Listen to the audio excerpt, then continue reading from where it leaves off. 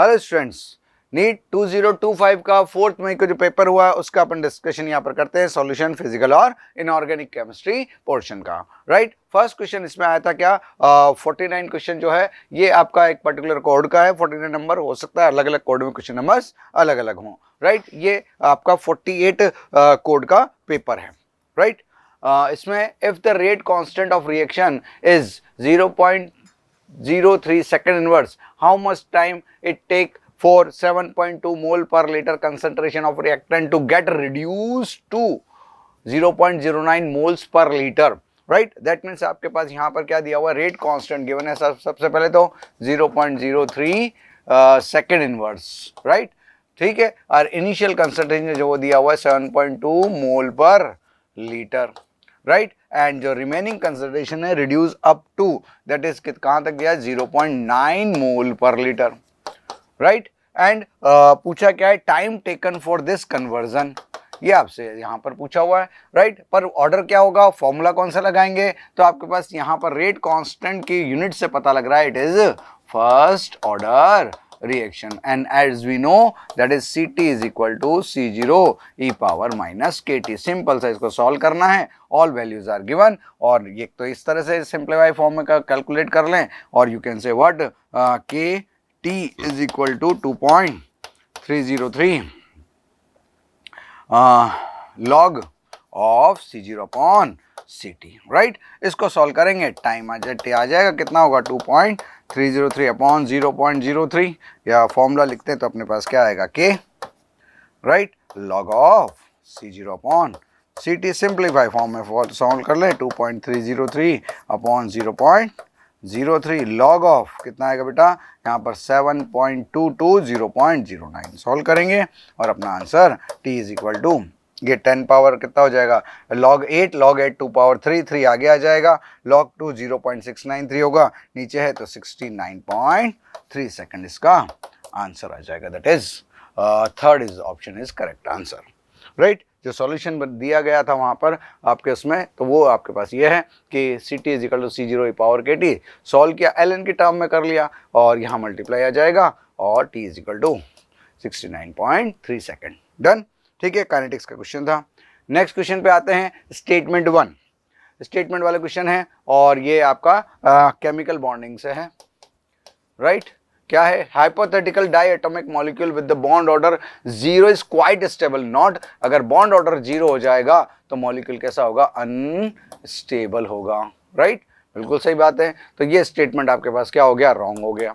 Right, statement second, as the bond order increases bond length increases, नहीं, bond length is inversely proportional to bond order है, so अगर bond order increase होता है तो bond length decrease होता है। Bond order होता है क्या, number of bond between two bonded atom, like triple bond, double bond और सिंगल बॉन्ड। तो बॉन्ड लेंथ आपके पास क्या होगी, हाइयर किसकी होगी, सिंगल बॉन्ड की होगी, और लोअर किसकी होगी, ट्रिपल बॉन्ड की होगी। राइट, तो यहाँ पर ये स्टेटमेंट भी क्या हो जाएगा, रॉन्ग हो जाएगा, कि वो कह रहा है दोनों ही इंक्रीज कर रहे हैं, तो statement 1 and 2 both are false. That is fourth option is the correct answer. Right, 0 bond order molecule is unstable, और and as bond order increases bond length decrease, तो both statement are false. Right, simple question था। 1 number question है, out of the following complex compound which having compound will having the minimum conductance of solution, minimum conductance किससे show होगा, आपके पास conductance जो है वो होता है number of ions present in solution. Right, और ये आपके पास कौन से हैं, कोऑर्डिनेशन कंपाउंड से, तो आपके नंबर ऑफ आयंस है 1:3, that is total number of ions 4 आ जाएंगे। राइट, यहाँ से आपके पास कितने आएंगे, CONH3 whole for complex part एक है, और क्लोराइड आयन बाहर है, तो 1:1 वाला कॉम्बिनेशन है, और मैक्सिमम आयन 2 देंगे। जबकि थर्ड और फोर्थ के अंदर देखें, बोथ आर कैसे हैं, नॉन इलेक्ट्रोलाइट, और नॉन इलेक्ट्रोलाइट से आपके पास आयंस कितने आएंगे, आपके पास 0 आएंगे, राइट। तो आपके पास 3 और 4 दोनों आंसर होना चाहिए, क्योंकि मिनिमम कंडक्टेंस पूछिए, थोड़ी बहुत कंडक्टेंस होगी, वो किसकी वजह से, प्रेजेंस ऑफ इम्प्योरिटी या फिर सॉल्यूशन की वजह से, जो कि सॉल्ट का सॉल्यूशन है, और ये सॉल्युबल तो है, साथ में क्या होंगे, आयंस नहीं बन रहे तो कंडक्टेंस, राइट। तो इनके लिए आपके आंसर 3 और 4 होना चाहिए, राइट। देखते हैं इसके अंदर, तो less number of ions less will be the conductance in the as in the complex C and CONH3 whole thrice Cl3 and cobalt NH3 whole 4 Cl2, इन दोनों के लिए क्या, there are no ions there is non conductor, तो conductance क्या हो जाएगी, minimum. Done, ठीक है। ये थोड़ा सा हो सकता है 3 और 4 में जो भी आंसर हो, ठीक है। 52 आपका है सॉल्यूशन कॉलिगेटिव का, which of the following aqueous solution exhibit highest boiling point, right. Boiling point colligative property है, right, sorry elevation boiling point अपना क्या है, कॉलिगेटिव प्रॉपर्टी है, और हमें पता है colligative property directly proportional number of particles present in, और नंबर ऑफ पार्टिकल्स आपके पास होंगे क्या, जो इनका वांट ऑफ फैक्टर और कंसंट्रेशन पर डायरेक्टली प्रोपोर्शनल है। कॉलिगेटिव प्रॉपर्टी यहाँ पर है क्या, elevation boiling point, right. Elevation boiling point होता है solution boiling point minus solvent boiling point, right. अगर आपके पास इसकी वैल्यू हायर है, राइट, तो बॉइलिंग पॉइंट भी क्या होगा, सॉल्यूशन का TB is the solution boiling point also क्या होगा, हायर होगा, राइट। दैट मीन्स आपके पास जो बॉइलिंग पॉइंट है that is TB is directly proportional to I into C। तो जिस सॉल्यूशन के लिए, जिस कंपाउंड या सॉल्यूट के सॉल्यूशन के लिए कंसंट्रेशन और वांट ऑफ फैक्टर की वैल्यू हायर होगी, उसका बॉइलिंग पॉइंट भी हायर होगा। अच्छा, यहाँ पर आपने पास जो कंपाउंड्स हैं, जो आपके पास इलेक्ट्रोलाइट हैं, उनको आप 100% डिसोसिएट मान के चलेंगे, क्योंकि अल्फा के बारे में कोई इन्फॉर्मेशन नहीं है। तो दैट्स वाई आपके पास कंपाउंड कौन है, आपके पास Na2 Na2SO4, राइट। इधर आपके पास नंबर ऑफ आयंस आ जाएंगे, एज वी नो, दो जो आपके पास डेल्टा TB है, इसका फॉर्मूला अपने पास होता है क्या, TB is equal to I into KB into M, जो कि मोलरिटी, यहाँ कंसंट्रेशन दिया हुआ है, राइट, ठीक है। और इसके लिए आपके पास क्या है, कंसंट्रेशन कितना है, और I value, number of ions I value 0.01, और इसका है 3, तो मल्टीप्लाई होकर 0.03 आ जाएगा I इंटू C, 0.03। Na2SO4 के लिए बात करें C6H12O6, तो उसके लिए आपके पास क्या है यहाँ पर, अच्छा इसको ऐसे लिखते हैं Na2SO4 और C6H12O6, राइट। यहाँ पर इसकी हम लिखते हैं कंसंट्रेशन, ये टेबुलर फॉर्म आ जाएगा, राइट। और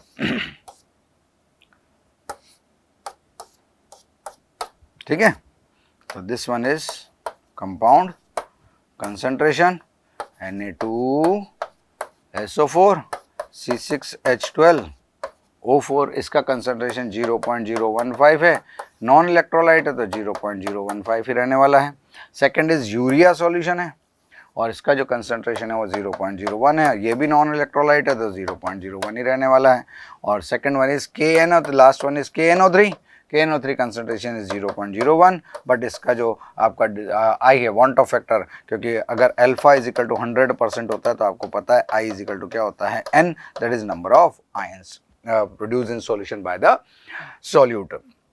तो ये आ जाए कितना, 0.02। तो मैक्सिमम वैल्यू किसके लिए आया आपके पास, ये होगा, तो बॉइलिंग पॉइंट भी क्या हो जाएगा, इसका मैक्सिमम हो जाएगा। और मिनिमम की बात करें तो आपके पास ये वाली वैल्यू हो जाएगी। तो हाईएस्ट के लिए आपका आंसर आ गया क्या, first is the correct answer for this question, right. The greater will be the value of I into C, greater is the number of particles and greater will be the boiling point। तो this is 1 4 किसके लिए हो गया, solution 1 2 3 4 check किया तो Na2SO4 exhibit highest boiling point, Na2SO4 solution, right, good question. Next अपन बात करते हैं 54 की, जिसके अंदर आपके पास ऑक्सीडेशन नंबर पूछा है। ये आपका क्या होगा, आपका मोल या फिर रिडॉक्स से हो सकता है, रिडॉक्स रिएक्शन वाले पार्ट से, ऑक्सीडेशन रिडक्शन से। KO2 H2O2 एंड H2SO4, तो KO2 आपके पास है, पर ध्यान रखना अंडरलाइन किस पर है, पोटेशियम पर, और ये एल्कली मेटल है तो इसका ऑक्सीडेशन नंबर ऑलवेज +1 होगा। H2O2 में किस पर है, ऑक्सीजन पर है, तो ये तो पता है +1 into 2 + 2 into X, right, is equal to 0, तो X इज इक्वल टू कितना आ गया, -1। पर ऑक्साइड है इसकी स्ट्रक्चर से आप बता सकते हो इसमें कि पर ऑक्सी लिंकेज है तो इसके रेस्पेक्ट में तो 0 आएगा, बट कि हाइड्रोजन के रेस्पेक्ट में -1 और -1 ऑक्सीडेशन नंबर आ जाता है, राइट। और H2SO4 की बात करें तो सल्फर का ऑक्सीडेशन नंबर अपन मानेंगे कितना, x, total sum of the oxidation number होता है कितना, 0, तो x इज इक्वल टू आ जाता है +6, राइट। मैच कर सकते हैं, आपके पास क्या आएगा, +1 -1 और +6, आंसर इज थर्ड, ठीक है। Quite question, easy question, you can calculate. बस ध्यान रखना है कि आपके पास यहाँ किसका दिया हुआ है, पोटेशियम का दिया हुआ है, क्योंकि आपके पास ऑप्शन में क्या है, आपके पास -2 +2, ये -4 वाला भी है, इसलिए ध्यान रखना है। +4 कभी ऑप्शन का -2 है तो हम जल्दबाजी में अपन ना करें। डन, तो it is third answer, it is third answer. 55 number का क्वेश्चन क्या है कि कैटलिस्ट को मैच करना है, choose the correct answer from the following option. इधर आपको पास क्या दिया हुआ है, लिस्ट में कैटलिस्ट दिए हुए हैं, राइट, और इधर आपको प्रोसेस दिया होता है। हैबर प्रोसेस के लिए यूज होता है क्या, आयरन कैटलिस्ट और मोलिब्डेनम प्रोमोटर यूज होता है। वाकर प्रोसेस आपके पास ऑक्सीडेशन ऑफ एल्कीन्स होते हैं और उनके साथ यहाँ पर कॉपर क्लोराइड भी साथ में यूज होता है, मेन कंटेंट होता है PdCl2। विल्किंसन कैटलिस्ट आपके पास हाइड्रोजनेशन में यूज होता है और उसके लिए क्या होगा आपके पास PPS3RH, ये कोऑर्डिनेशन कंपाउंड के अंदर इसके एप्लीकेशन आती है। RH ये स्क्वायर प्लेनर कॉम्प्लेक्स है, जबकि बिगर वो अच्छा खासा इसका एप्लीकेशन है कि भाई यहाँ पर RH+1 है, फिर तो ये कितना D8 कॉन्फ़िगरेशन रखता है, 5D8 4D8 5D8, तो ये हमेशा स्क्वायर प्लेनर होगा, इसलिए अपन को याद रहना चाहिए। जिगलर नाटा कैटलिस्ट ये आपके पास क्या होगा, TLCl सिग्मा कॉम्प्लेक्स है, एल्यूमिनियम ट्राईमिथाइल एल्यूमिनियम और टाइटेनियम टेट्रा क्लोराइड, इनका मिक्सचर। तो 1 2 3 4 आई थिंक सो ये सेम ही मैच हो रहे हैं, तो 1 2 3 4 is the correct answer. Fourth इसका आंसर हो जाएगा, सॉरी फर्स्ट इसका आंसर हो जाएगा, जो कि आपके मैच कर रहे हैं करेक्टली। हैबर प्रोसेस, कैटलिस्ट आपके पास है, वाकर प्रोसेस ये हो गया, और आपके पास विल्किंसन कैटलिस्ट और Ziegler Natta catalyst. Simple question है।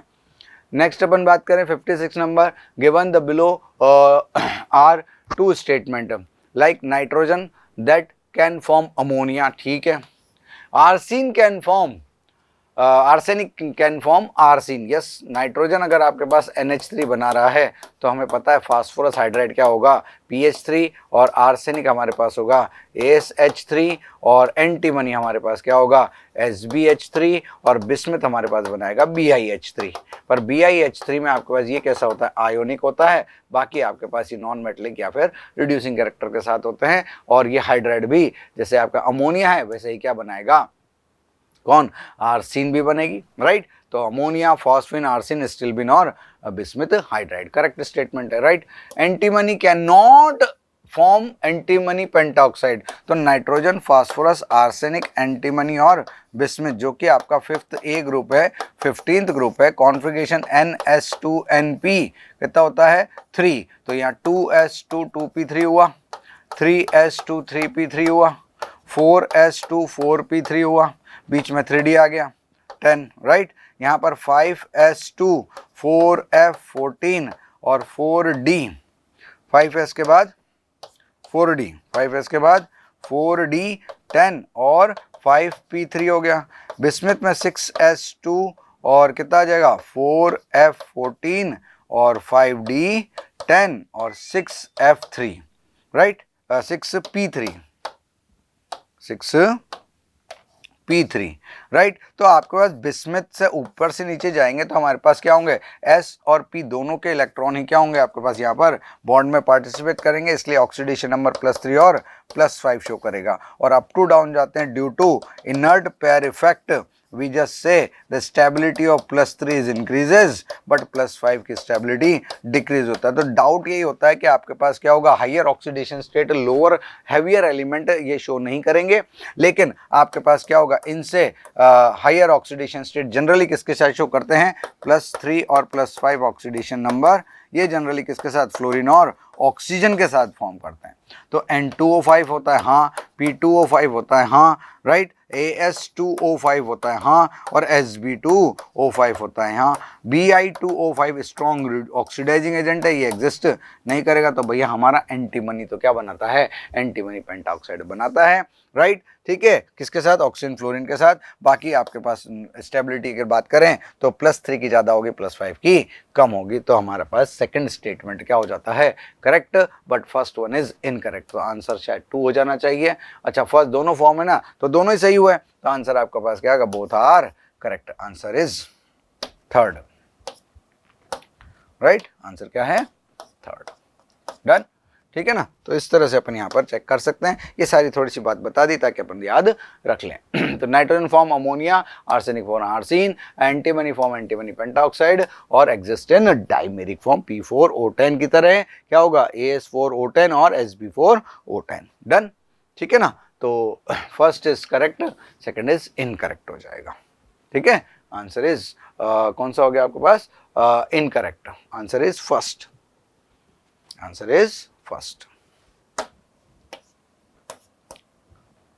राइट, ठीक है। ये करेक्ट है क्योंकि कैन नॉट लिखा है ना, इसलिए क्या हो गया, इनकरेक्ट हो गया। डन। नेक्स्ट आता है क्या, 57, given below are two statement. फिर स्टेटमेंट वाले क्वेश्चन थोड़े ज्यादा है, मैथमेटिक्स वाले तो लेंथी की तरफ पेपर जाता है। Ferromagnetism is considered as a extreme form of paramagnetism. सही बात है, पैरामैग्नेटिज्म क्या होता है कि आपके पास in presence of magnetic field substance behave as a magnet, that is known as paramagnetism due to presence of unpaired electron, right, ठीक है। But in absence of, presence के साथ साथ एब्सेंस ऑफ सब्सटेंस अगर मैग्नेटिक फील्ड के magnetic behaviour show करता है, that is known as ferromagnetism. और ये होता है आपके पास नंबर ऑफ अनपेयर्ड इलेक्ट्रॉन के जितने भी ओरिएंटेशन है वो सारे एक ही डायरेक्शन में होते हैं, तो वो क्या होगा, फेरोमैग्नेटिज्म, स्ट्रॉन्ग मैग्नेटिज्म शो करेगा, जो कि परमानेंट मैग्नेट बनाने के काम में आ जाता है, राइट। सो आपके पास क्या होगा, paramagnetism is the, ferromagnetism is the extreme of paramagnetism, ठीक है। number of unpaired electron in Cr2 plus 24 is the same as that of Nd, neodymium plus 3 ion, 6 atomic number दे रखा है, आर सेम बोला हुआ नंबर ऑफ इलेक्ट्रॉन। तो check कर लेते हैं ना भाई, क्रोमियम +2 24, कॉन्फ़िगरेशन कितना होगा भाई यहाँ पर, आर्गन 18, ठीक है सर। उसके बाद क्या आ जाएगा, 3D4S। जब आपके पास 24 है तो कितना आएगा यहाँ पर, 5, राइट, और 1, क्योंकि आपके पास कितना है यहाँ पर, हाफ फील्ड के क्लोज होता है, और यहाँ पर 3D5 4S1। लेकिन क्रोमियम +2 बनाना है तो it will change in 3D4 4S0, right. जब 3D4 4S0 होगा तो अनपेयर्ड इलेक्ट्रॉन कितना आ जाएगा आपके पास, डी में 1 2 3 4, 1 2 3 4, 4 ही आएगा, 4 अनपेयर्ड इलेक्ट्रॉन है, ठीक है सर। लेकिन नियोडीनियम Nd+3 की बात करें और एटॉमिक नंबर 60 है, तो आपका जिनॉन 54 तो ये रहा बेटा, राइट। फिर आता है 6S2, राइट। फिर आता है एक 5D1 और एक आएगा क्या, 4F, यानी कि ये क्या है आपके पास, लेंथेनाइड है, राइट। तो 54 55 56 57 और कितना है आपके पास, 3, तो ये 3 आ गया। लेकिन जैसे नियोडीनियम क्या करेंगे, +3 करेंगे, तो +3 में आपका 3 इलेक्ट्रॉन निकल जाएगा और क्या रह जाएगा, 4F3 5D0 6S0। तो अनपेयर्ड इलेक्ट्रॉन जो आपके पास F में है वो कितने रह गए, 1 2 3 4 5 6 और 7, तो 1 2 3 रह गए, 4 5 6 7 होते हैं 14 इलेक्ट्रॉन। तो नंबर ऑफ अनपेयर्ड इलेक्ट्रॉन कितने आए, 3 इलेक्ट्रॉन। तो दोनों में क्या हुआ, डिफरेंस हो गया, यानी कि ये वाला स्टेटमेंट आपका रॉन्ग हो जाएगा और पहले वाला स्टेटमेंट करेक्ट हो जाएगा। तो इस आंसर फर्स्ट हो जाना चाहिए, राइट। दैट इज द आपके पास F3 configuration, 3D4 configuration, 4 unpaired electron, 3 unpaired. First statement क्या है, ट्रू है, यस और नो, राइट। 59 नंबर क्वेश्चन बेटा यहाँ पर है, मैच लिस्टिंग है, और ये आप पी ब्लॉक का इनर्ट गैसेस कंपाउंड कहते हैं या फिर आपके पास इसमें केमिकल बॉन्डिंग कहते हैं, राइट। हाइब्रिडाइजेशन है तो केमिकल बॉन्डिंग होगा, राइट। मैच लिस्टिंग करना है XeO3, XeO3 के अंदर अपने पास क्या होगा, आउटरमोस्ट शेल में जिनॉन के होते हैं 8 इलेक्ट्रॉन। आपको लुईस स्ट्रक्चर के साथ साथ क्या होगा यहाँ पर हाइब्रिडाइजेशन चेक करना होगा बनाकर। तो स्टेरिक नंबर चेक करते हैं, bond pair plus lone pair जो स्टेरिक नंबर है, और आपके पास ये क्या देगा, हाइब्रिडाइजेशन का टाइप देगा, स्ट्रक्चर बता देंगे। तो 3 + 1 = 4 हाइब्रिडाइजेशन हो गया sp3, और ये आपके पास कैसी स्ट्रक्चर देगा, पिरामिडल, क्योंकि आपके पास क्या है, एक लोन पेयर प्रेजेंट है। तो इसका आपके पास हो जाएगा सेकंड आंसर, राइट। और सेकंड कंपाउंड है XeF2, XeF2 आपके पास आउटर मोस्ट शेल में कितने इलेक्ट्रॉन होते हैं जीनोन पर 8, जिसमें से 2 बॉन्ड में पार्टिसिपेट कर रहे हैं, रिमेनिंग 6 आपके पास क्या बनाते हैं 3 लोन पेयर। तो बॉन्ड पेयर आपके पास 2 है 3 है तो टोटल 5 हो जाता है। तो sp3 डिहाइब्रिडाइजेशन होगा और ज्योमेट्री या फिर अरेंजमेंट होता है कौन सा आपके पास ट्राइगोनल बाइपिरामिडल, जिसमें लोन पेयर्स जो आते हैं वो कहाँ आते हैं बेटा, लोन पेयर आते हैं कहाँ पर, एक्सियल पोजीशन पर, इक्वेटोरियल पोजीशन पर हमारे फ्लोरीन, एक्सियल पर तो शेप कैसी हो जाती है, लीनियर हो जाती है। और लीनियर अपने पास कहाँ है देखें, फर्स्ट पर है तो इसका आंसर फर्स्ट हो जाएगा, ऑप्शन मैच। सेकंड कंपाउंड आपके पास सी कंपाउंड जो है वो कौन है, XeOF4, राइट। तो जिनोन के आउटर मोस्ट शेल में आपके पास A2 है तो 4 तो आपके पास 1 2 3 4 5 6 7 और 8, जिसमें आपके पास 4 तो किससे हो गए, आपके पास फ्लोरीन के साथ हो गए, राइट, बॉन्ड। और एक लोन पेयर जो है, एक जो ऑक्सीजन है वो डबल बॉन्ड के साथ जुड़ा है, एक लोन पेयर रिमेनिंग रह जाता है। तो यहाँ पर कितना हो गया 1 2 3 4 5, 5 + 1 = 6, हाइब्रिडाइजेशन क्या हो गया sp3d2। और sp3d2 में आपके पास जो ज्योमेट्री निकल के आती है वो होती है बेटा कैसी, ऑक्टाहेड्रल, जिसमें आपके पास सेंट्रल एटम तो कौन है, जिनोन, राइट। और 4 फ्लोरीन जो हैं वो प्लेन में रह जाएंगे, एक ऑक्सीजन डबल बॉन्ड, यहाँ पर अपोजिट डायरेक्शन में कौन आ जाएगा, लोन पेयर। तो ये आपके पास क्या होगा, स्क्वायर पिरामिडल, क्या होगा, स्क्वायर पिरामिडल आपके पास ये वाला। तो आंसर इसका हो जाएगा फोर्थ, राइट। नेक्स्ट जो कंपाउंड है वो है XeF6, राइट, डी ऑप्शन जो है वो है XeF6। अब जिनोन के पास होते हैं कितने इलेक्ट्रॉन, 8, जिसमें 6 तो F फ्लोरीन ने बॉन्ड बना रखे हैं और एक लोन पे रिमेनिंग रहता है। तो आपका 6 + 1 डायरेक्ट लिख सकते हैं तो 7, हाइब्रिडेशन आ जाएगा sp3d3। वैसे तो आपके पास ऑप्शन बचा है तो वो कर लेंगे, राइट, ठीक है। अच्छा हुआ इसने ये बाद में दिया, वरना पूरा ही आपको चेक करना होता। ये होगा पेंटागोनल बाइपिरामिडल, किसके लिए, किसके लिए पेंटागोनल बाइपिरामिडल, किसके लिए अपने पास sp3d हाइब्रिडाइजेशन के लिए। अब जो 6 फ्लोरीन है वो तो अपनी पोजीशन पर एग्जैक्टली सही है, 1 2 3 4 5, राइट, और 6 हो गए, 1 2 3 4 5 6। और एक लोन पे रहता है वो यहाँ पर 90 डिग्री पर आएगा, तो इसका डिस्टॉर्टेड कैसे बनेगा। एक्चुअली जब अपन डिस्टॉर्टेड ऑक्टाहेड्रल की बात करते हैं ना, तो ऑक्टाहेड्रल में जो 6 फ्लोरीन हैं वो अपनी जगह हैं, हाँ सर, राइट, वो अपने पास अपनी जगह हैं, ठीक है, राइट। ये जीनोन हो गया, ये जीनोन हो गया। और जो फ्लोरीन है वो कहाँ है भाई, ये आपके पास 6 फ्लोरीन अपनी जगह लगे। तो सर ये तो ऑक्टाहेड्रल हो गया, लेकिन हमारे पास यहाँ जीनोन के पास एक लोन पेयर भी आ जाता है और इसको डिस्टॉर्टेड करता है, जिसको हम कैप्ड ऑक्टाहेड्रल भी बोलते हैं। इसलिए आपके पास इसका आंसर क्या हो जाएगा, third one is the correct answer for matching for D option. तो आंसर क्या हो जाएगा आपका, सेकंड, फर्स्ट, थर्ड, फोर्थ और कौन सा, fourth and third, that is second first fourth और third is the correct option. Done, ठीक है, थोड़ा लेंदी था लेकिन आप आराम से इसको 3 कर ले, अपने आप मैच कर लेंगे, लेकिन पूरा सॉल्यूशन बता रहे हैं इसलिए आपको 1 by 1 यहाँ पर चेक करा जा रहा है, ठीक है। तो ये आपका बस लिस्ट बनाई दी अपन ने, वहाँ पर डायग्राम बना के बता दिया। डन। नेक्स्ट अपने पास आता है क्या, 61 number, which of the following statement is true. ठीक है, ये स्टेटमेंट वाले क्वेश्चन है, ABCD क्वेश्चन करके दे दिया है। अनलाइक ए स्टेटमेंट क्या है, unlike gallium has very high melting point, यही डाउट में आ गया। Caesium has very low melting point, सही बात है, लेकिन दोनों में मेल्टिंग पॉइंट जो है लगभग इक्वल होता है। जो आपका कौन गैलियम है ये लगभग 303 केल्विन, राइट, 30 डिग्री सेल्सियस के आसपास होता है, जबकि आपके पास कौन सीजियम इज 302 केल्विन अप्रोक्सली होता है, और ये 29 डिग्री सेल्सियस या 28.44 समथिंग होता है एग्जैक्टली। ठीक है, तो इन दोनों के बॉइलिंग पॉइंट क्या है, रूम टेम्परेचर से थोड़ा सा ज़्यादा 25, ये तो रूम टेम्परेचर ही हो गया लगभग, क्योंकि आपके पास गैलियम यूज होता है किसके अंदर गैलियम यूज्ड इन किसके अंदर थर्मामीटर, राइट, क्योंकि इसका बॉइलिंग पॉइंट और मेल्टिंग पॉइंट में बहुत ज़्यादा डिफरेंस होता है, राइट। 2400 डिग्री सेल्सियस का क्या होगा आपके पास ये गैलियम का बॉइलिंग पॉइंट होगा, मेल्टिंग पॉइंट इतना है, दोनों का लगभग बराबर है। तो आपका ए स्टेटमेंट क्या होगा यहाँ पर थोड़ा डाउटफुल लग रहा है, आगे पढ़ते हैं। The Pauling scale of electron negativity value of nitrogen and chlorine are not same. क्यों भाई? पॉलिंग स्केल पर तो दोनों 3.0 होता है, तो सेम है। ये स्टेटमेंट आपका रॉन्ग हो जाता है।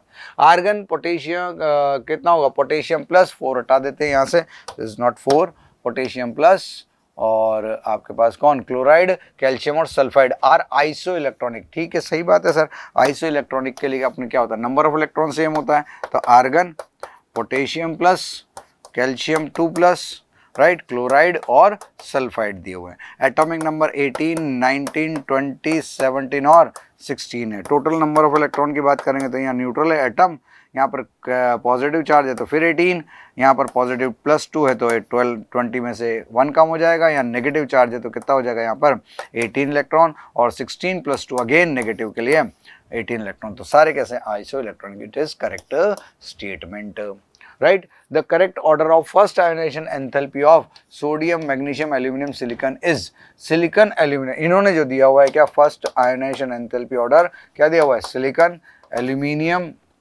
मैग्नीशियम और सोडियम। मतलब आपके पास अगर मैं इसको इनके अकॉर्डिंग लिखूँ तो ये आपके पास थर्ड पीरियड वाले हैं, और आपके पास लेफ्ट टू राइट जाते हैं तो आयोनाइजेशन एंथैल्पी इंक्रीज होता है, वो लिख रखा है। लेकिन अगर कॉन्फ़िगरेशन की बात करें, सोडियम और मैग्नीशियम, एल्यूमिनियम और सिलिकॉन, राइट, तो इनका कॉन्फ़िगरेशन होता है 3s1, 3s2, 3s2, 3p1 और 3s2, 3p2। यहाँ पर left to right electron remove करने के लिए रिक्वायर्ड एनर्जी मैग्नीशियम में ज़्यादा होगी फुलफिल के कारण, राइट। एल्यूमिनियम में फिर कम हो जाता है, गैस के कंपेयर में पी से इलेक्ट्रॉन निकल रहा है, और आपके पास सिलिकॉन में इसकी ज़्यादा हो जाएगी। मतलब ऑर्डर की बात करें तो आपका सिलिकॉन का सबसे ज़्यादा होगा, देन अपने पास कौन आ जाएगा? नेक्स्ट एलिमेंट होगा मैग्नीशियम, ठीक है, डिसेंडिंग ऑर्डर में, राइट। और देन उसके बाद कौन होगा? एल्यूमिनियम, पी से निकल रहा है, लेकिन सोडियम में तो क्या होगा? एस से निकल रहा है और साइज भी ज़्यादा है। तो आपका फर्स्ट आयोनाइजेशन एंथैल्पी ऑर्डर ये हो जाएगा, जिसमें सोडियम, एल्यूमिनियम, मैग्नीशियम, सिलिकॉन। यहाँ पर सबसे ज़्यादा सिलिकॉन है, सही है, लेकिन वहाँ क्या आ गया? मैग्नीशियम और एल्यूमिनियम में थोड़ा वेरिएशन है, इसलिए आपका ये स्टेटमेंट भी क्या हो जाएगा? रॉन्ग, राइट, ठीक है। नेक्स्ट बात करते हैं यहाँ पर, atomic radius of caesium is greater then that of lithium and rubidium. Okay, size की बात कर रहे हैं, फर्स्ट एक ग्रुप है, अप टू डाउन जा रहे हैं, तो लिथियम, सोडियम, पोटेशियम, रुबिडियम और सीजियम। साइज कंटिन्यू क्या होगा? इंक्रीज होता है, तो सीजियम का साइज सभी से ज़्यादा होगा। बिल्कुल सही बात है। Unlike gallium high melting point, बस इस वजह से ये वाला स्टेटमेंट भी क्या हो जाएगा? रॉन्ग, और अपना आंसर क्या आ जाएगा? सी और E is correct, which is given in option number 4। Done, ठीक है। पढ़ना पड़ रहा है, लेकिन क्वेश्चन इजी तो है बट लेंदी है, राइट। थोड़ा सा ट्रिकी भी दे रहे हैं ताकि हमको ध्यान रहे। Both gallium has low melting point हो गया, पॉलिंग स्केल पर दोनों की सेम इलेक्ट्रोनेगेटिविटी है, ऑल आर आइसो इलेक्ट्रॉनिक है, और जो आपका फर्स्ट आयोनाइजेशन एंथैल्पी ऑर्डर है silicon, magnesium, aluminium decreasing order है। Atomic radius greater than lithium and rubidium, क्योंकि अप टू डाउन जाते हैं, क्या होगा? रेडियस इंक्रीज होगा, साइज इंक्रीज होगा। नेक्स्ट क्वेश्चन पे आते हैं अपन। यहाँ पर क्या? 62, the standard heat of formation in kilo calorie per mole for barium +2 is, ये आपसे पूछा हुआ है। ऑप्शन गिवन है आपके पास किलो कैलोरी पर मोल में। Standard heat of formation of sulphate ion given है, right. Standard heat of crystallisation of barium sulphate given है, और standard heat of formation of barium sulphate given है। Okay, solid का तो formation given है और crystallisation की दे रखी है। तो क्रिस्टलाइजेशन कैसे होगा? जब बेरियम आयन और सल्फेट आयन एक्वस मिलकर क्या बनाएंगे? BaSO4 सॉलिड प्लस वाटर बनाएंगे। तो एक्वस और वाटर दोनों तरफ सेम है, उसमें कोई चेंज नहीं होगा, राइट। तो आपके पास बेरियम सल्फेट का आपके पास क्या पूछा हुआ है? बेरियम आयन का फॉर्मेशन। तो आपके पास क्रिस्टलाइजेशन एनर्जी हमने लिख लिया है। यहाँ पर इक्वेशन क्या होगा? एक्वस से BaSO4 सॉलिड बना है, इसके लिए डेल्टा एच क्रिस्टलाइजेशन गिवन है -4.5 किलो जूल पर मोल गिवन है। यस और नो, राइट। जो बराबर हो आपके पास रिएक्शन है, तो कोई भी रिएक्शन का delta H reaction is equal to what? Delta H formation of product minus summation of delta H formation of reactant होता है। अब आपके पास प्रोडक्ट कौन है? बेरियम सल्फेट, और रिएक्टेंट कौन है? दोनों। तो प्रोडक्ट में से रिएक्टेंट माइनस कर दें तो BaSO4 सॉलिड के क्रिस्टलाइजेशन की enthalpy is equal to formation of BaSO4 solid minus of क्या हो जाएगा? इसको अगर अपन ब्रैकेट में लेते हैं प्लस आ जाएगा, BaSO barium +2 ion aqueous formation और सल्फेट आयन एक्वस फॉर्मेशन का रिएक्टेंट में से क्या रिएक्टेंट को माइनस कर देंगे। तो वैल्यूज आपके पास एक तो ये गिवन है, ये अननोन हो गया और ये आपके पास गिवन था ही सही, राइट। ठीक है ना। तो इस तरह से आपको जब सॉल्व करते हैं तो aqueous delta H formation of barium plus 2 ion aqueous is given, कितना आ जाता है -128.5 किलो कैलोरी पर मोल, जो आंसर आपका थर्ड ऑप्शन के अंदर गिवन है, राइट। तो इसका आंसर आ जाता है 32। कैलकुलेशन पार्ट है, थोड़ा सा आराम से इस फॉर्मेट को ध्यान रखते हुए इक्वेशन लिखो और आप सॉल्व कर लेंगे। क्रिस्टलाइजेशन दे रखा है Na+, इसलिए इसको टफ साइड को इक्वेशन कहा जा सकता है। मैच द लिस्टिंग है, एग्जाम्पल है, ये आपका थोड़ा सा प्रैक्टिकल साइड से आ जाता है क्योंकि आपको लैब मैन्यूल में इस बार पिछले बार जोड़ा था तो वही चीज है। सरफेस केमिस्ट्री तो हटा दिया था लेकिन ये वाला ऐड किया और सॉल्यूशन का टाइप है तो सॉल्यूशन कॉलिगेटिव से भी लिया जा सकता है। ह्यूमिडिटी मतलब क्या होगा आपके पास, वाटर इन क्या होगा, air, right. Water liquid in air, तो लिक्विड इन गैस हो जाएगा। लिक्विड इन गैस कौन सा है भाई, second number, right. Liquid in gas. Alloys आपके पास सॉलिड सॉलिड होता है, राइट, जो आपके पास क्या हो गया, फर्स्ट हो गया। ठीक है सर, ठीक है। अमलगम और स्मोक, स्मोक को पहले देख लो, स्मोक में क्या है, सॉलिड इन गैस, क्योंकि डस्ट पार्टिकल जब आते हैं तो क्या बन जाता है, गैस के साथ क्या होगा, तो आपके पास ये थर्ड हो गया। बचा कौन, फोर्थ, राइट, क्योंकि जनरली सॉलिड इन लिक्विड या लिक्विड इन सॉलिड, जब मेटल सरफेस पर मरकरी की ड्रॉप डालेंगे तो वो उसको क्या करता है, रिएक्ट करके या अमलगम फॉर्मेशन में बना देता है, राइट। तो आपके पास liquid in solid is the correct, right, for amalgam. तो आंसर आपका आ जाएगा सेकंड, फर्स्ट, फोर्थ और third. Which option is given, second, first, fourth and third, that is given in fourth option, right. ठीक है, तो आपका four answer is correct. Humidity liquid in gas, alloys solid in solid, amalgam liquid in solid and smog solid in gas, right। Then next question आते हैं अपन यहाँ पर किसका, 64 नंबर है। रिएक्शन दिया हुआ है carbon solid plus 2H2O CH4 delta H is equal to -74.8 kilo joule पर mole, that means exothermic reaction है। रिएक्शन कौन सा है, ये एक्सोथर्मिक है, राइट। काइनेटिक्स का क्वेश्चन है, राइट, अच्छा क्वेश्चन है। Which of the following diagram gives an accurate representation of the above reaction. Reactant given है और आपके पास क्या है, ये प्रोडक्ट है, राइट, रिएक्टेंट हो प्रोडक्ट। तो आपके पास जब एनर्जी लेवल डायग्राम बनाते हैं तो आपके पास क्या होगा, डेल्टा H जो रिएक्शन है वो आपके पास आता है क्या, E product minus E reactant, right. अगर ये नेगेटिव वैल्यू है तो आपके पास क्या होगा, इस कंडीशन के लिए डेल्टा H को, रिएक्शन को, एंथैल्पी ऑफ रिएक्शन नेगेटिव करने के लिए आपके पास क्या आएगा, यहाँ पर E product is less than E reactant होना चाहिए, राइट। और इन दोनों का गैप ही आपके पास क्या होता है, this one is activation energy, नहीं होगा ये, right. This one is the endothermic reaction, ये पॉजिटिव आ जाता है तो ये भी नहीं हो सकता है, राइट। ये वाला ऑप्शन करेक्ट है क्योंकि यहाँ पर प्रोडक्ट माइनस रिएक्टेंट करेंगे तो ये डिफरेंस 74.8 है और ये माइनस में आ जाएगा। ये पूरा आपका थ्रेशोल्ड एनर्जी वाली बात है तो ये भी नहीं हो सकता। ये वाली रिएक्टेंट से ट्रांजिशन स्टेट बनाने वाली कंडीशन क्या कहलाती है, आपके पास एक्टिवेशन एंथैल्पी को रिप्रेजेंट कर रहा है, राइट। ठीक है, तो करेक्ट रिप्रेजेंटेशन आपका थर्ड हो जाता है, as reaction is exothermic, right। तो reaction is exothermic, it is third option is correct answer, done। Next बात करते हैं यहाँ पर क्या, for the reaction 67 number question, for the reaction A convert into 2B the backward reaction rate constant is higher than that of forward reaction rate constant by the factor of वो 2500 at 1000 Kelvin, given that R is equal to 0.0831, right। Kp for the reaction is, Kp आपसे पूछा हुआ है और reaction के लिए reactant और backward और फॉरवर्ड रिएक्शन, यानी कि for the reaction we can say K equilibrium, concentration term में Kc हो जाएगा, वो होता है K forward upon K backward, और फॉरवर्ड अपॉन बैकवर्ड बोल रहा है backward rate constant, backward reaction rate constant is higher than कितना, higher than forward reaction rate constant by the factor of 125, यानी कि ये आ जाएगा 12500, ये आपका Kc आ गया। और इस रिएक्शन के लिए डेल्टा Ng निकालेंगे तो आपका इस प्रोडक्ट में 2 - 1 इज इक्वल टू 1 हो जाएगा गैसियस कंपोनेंट, और आपको रिलेशन पता है Kp is equal to what, Kc/RT power delta ion होता है।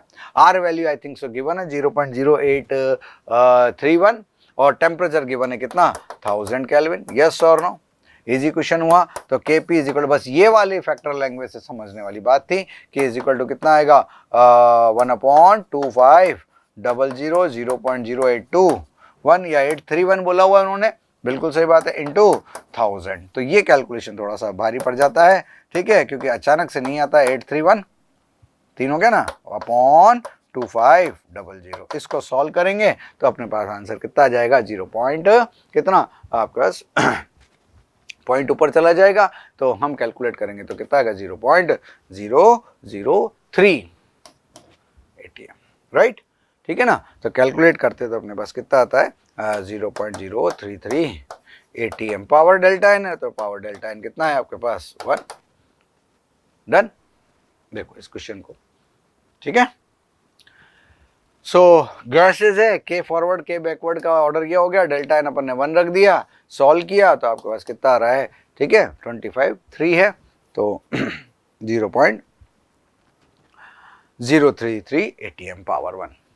68 number question, the ratio of the wavelength of the light absorbed by hydrogen atom when it undergoes 2 to 3 transition and 4 to 6 transition respectively, right? Ratio of wavelength of light, right? तो दो तरीके अपने पास, जो भी आपका transition होता है, whenever electron transfer lower to higher, right? The energy is absorbed, right, and its value is equal to delta E is equal to En2 minus En1, right. और अपन 1 इलेक्ट्रॉन सिस्टम किसकी बात हो रही है, एब्जॉर्ब हाइड्रोजन एटम है, तो 13.6 into normal बात करें तो अपने पास 1/n1 square minus 1/n2 square होता है, राइट। या फिर आपके पास डेल्टा ई जो होता है ना, डायरेक्टली अपने पास क्या हो जाता है, HC बाई लैम्डा के इक्वल होगा, राइट। तो अब यहाँ पर आप इससे 1 बाई लैम्डा जब कैलकुलेट करते हैं तो 13.6 upon HC into Z square into 1/n1 square minus 1/n2 square को ले लेंगे, और ये वैल्यू आपके पास RH जो कांस्टेंट होता है, Rydberg constant RH into Z square into 1/n1 square minus 1/n2 square, right. आप चाहे तो पहले डेल्टा ई की रेशियो निकाल कर उसका इन्वर्स कर देंगे, क्योंकि आपको यहाँ से delta E is inversely proportional to क्या हो जाता है, एब्जॉर्ब वेवलेंथ। जो इलेक्ट्रॉन यहाँ से आएगा तो पर्टिकुलर एनर्जी क्या करेगा, एब्जॉर्ब करेगा, H न्यू की फॉर्म में और HC बाई लैम्डा की फॉर्म में। ये फोटोन एब्जॉर्ब कर रहा है, इलेक्ट्रॉन क्या होगा, यहाँ पर ट्रांजिशन शो कर रहा है। 2 ट्रांजिशन है हाइड्रोजन के लिए, Z इज इक्वल टू 1 हो जाता है बेटा। फर्स्ट ट्रांजिशन आपके पास कौन सा है, 2 to 3, तो डेल्टा ई की जो वैल्यू है, क्योंकि हमें रेशियो निकालना है तो आप इजीली कर सकते हैं, delta E is equal to 13.6 into 1 square into 1/2 square minus 3 square, right. और आपके पास जो डेल्टा ई निकल के आएगा कितना, 2 से 3 वाला, वो निकल के आएगा कितना, 13.6 अपनी जगह है, और यहाँ वैल्यू आ जाएगी कितनी, 4 इंटू 9 और ऊपर 5, ये वैल्यू आपके पास फर्स्ट आ गई।